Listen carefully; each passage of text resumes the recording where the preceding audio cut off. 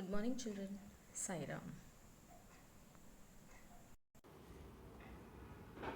Welcome to the revision session of Political Science Chapter 10 Struggles for Equality. I hope you have kept your pen and notepad ready to write down the important points. So, children, we have already learned that India is a democratic country and equality is the soul of democracy. But people are not yet treated equally, so they are treated unequally. These are people who come together to fight against inequality. The Constitution of India recognizes all the citizens of India equal before the law and states that no person can be discriminated because of their religion, sex, caste, or whether they are rich or poor. Every adult in India has been provided the power to vote, which is used by the people to elect or replace their representatives. Alright?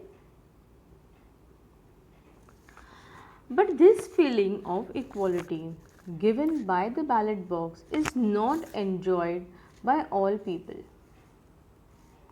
Some Indians face equality due to poverty, lack of resources, so on and so forth, right? So, we have already learned about this inequalities on the basis of religion and caste. We have learned about the Ansaris and Om Prakash Valmiki. Then again, there are problems that are related to poverty, inequality in market, etc. Isn't it, children? Some Indians face the inequality problem due to poverty and lack of resources that we have already seen. Others suffer from inequality because of face discrimination or maybe due to their religion, maybe caste, and even gender.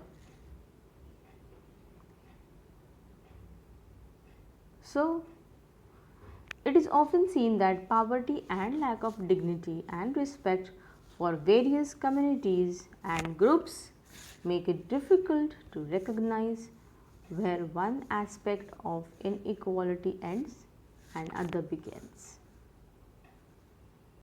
So, children, now let us revise about the struggles for equality. In India and around the world, there are people who are known and who are respected because they fought for equality. Again, here we have, when we say about people all around the world, we have few names that we can recall. One of which is Rosa Parks. I guess you remember it, right? So these are those people who raise their voice against discrimination. They are well respected and they treat all persons with dignity and solve all the issues in communities. So some of these people are recognized at large scale as they represent large number of people who have come together. Why? To address a specific issue of inequality. India has faced a large number of struggles where people came together to fight for issues and that they consider, which they consider as important. So, the issues which they consider as important. Now, there are several methods used by women's movement to raise problems of inequality. So just like the women's movement, there is an example of Tava Matsya Sangha. What is the short form for it? TMS. You have to remember this, okay? Yeah. So where was it? It was in Madhya Pradesh. People united there to raise their problems and also to fight for them. So what is basically Tava Matsya Sangha? Let us understand that. This is the picture of the Tava Dam, right? This was shared to you when I taught you this chapter. So just for you to know this. So what is TMS or what is Tava Matsya Sangha? Let us understand that first. It is a federation of fisher workers cooperatives who fight for the rights of the displaced forest dwellers of the Satpura forest in Madhya Pradesh. These are many groups who are struggling for justice in their own way.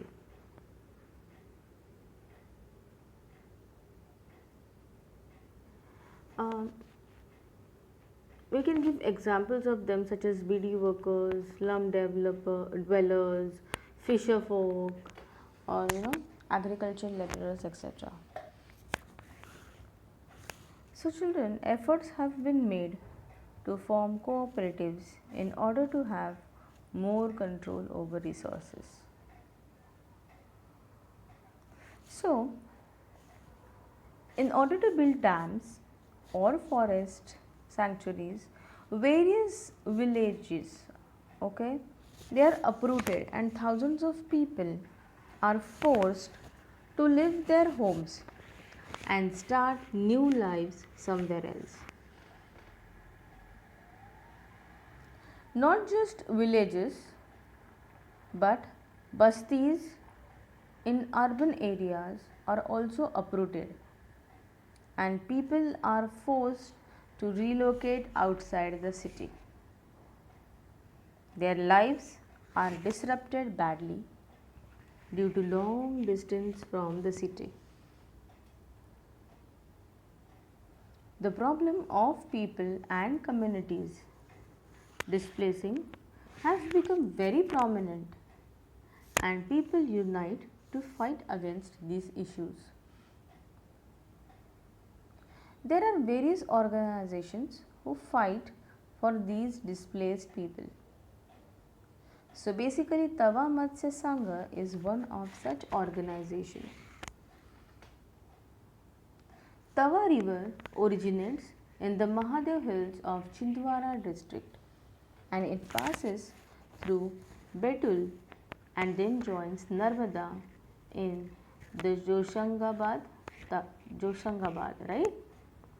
Now Tava Dam almost took 20 years to be built, that is from the year 1958 to 1978. It took large areas of forest and agricultural land under its impart. The forest dwellers were highly affected and left with nothing.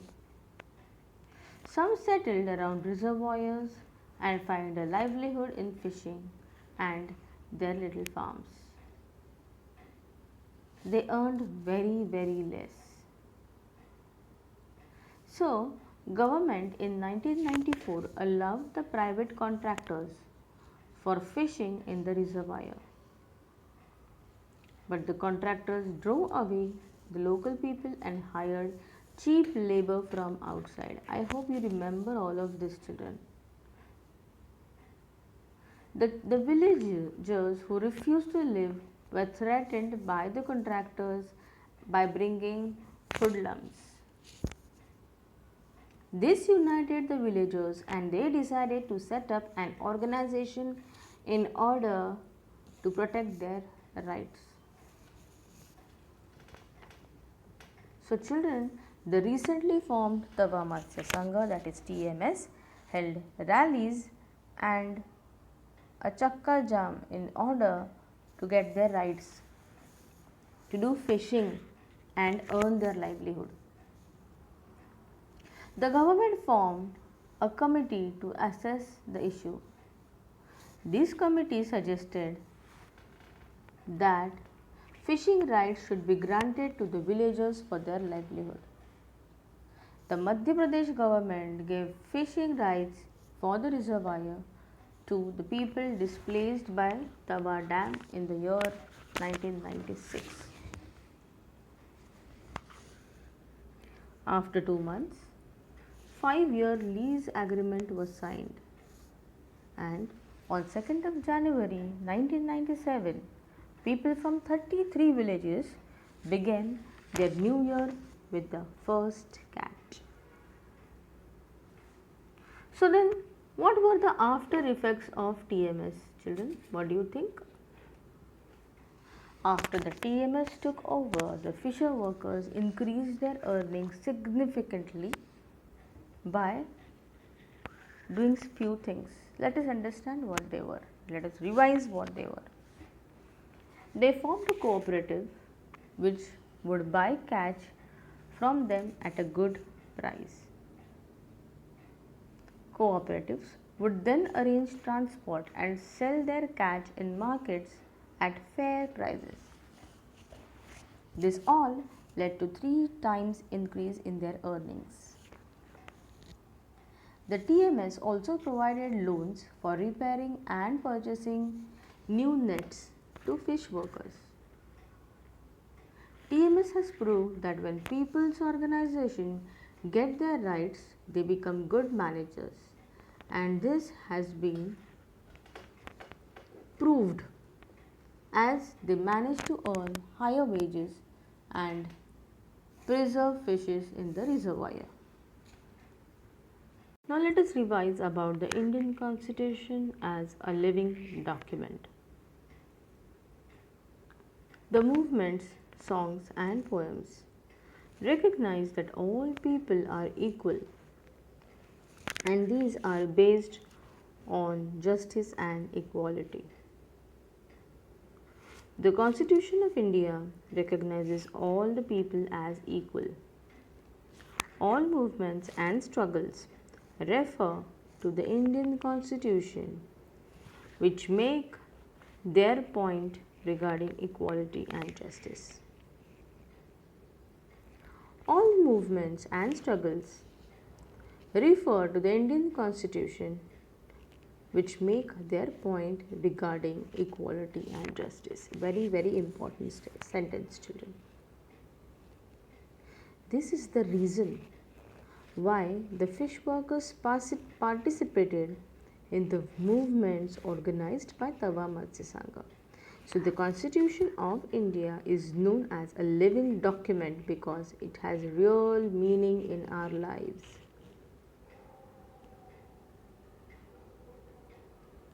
So children, all the movements and struggles for equality in India continuously refers to the Indian Constitution to make their point about equality and justice for all.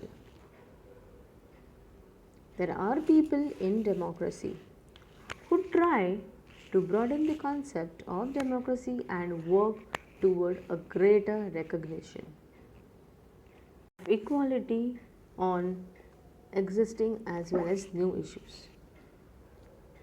Problems related to equality are central to democracy, and we have seen such issues which challenge the ideas of equality in a democracy. So it is necessary to have enough resources to support and nurture families and to act against any discrimination in order to earn dignity and self-respect. So children, I hope you are clear with the gist that I gave you. You are clear with this revision part. Now I end this video, this revision video of chapter 10th of political science, that is struggles for equality. In the live session, children, I will be taking a test on this chapter. So I want you all to go through the revision session, go to the previous videos, read the chapter thoroughly. Okay? Goodbye.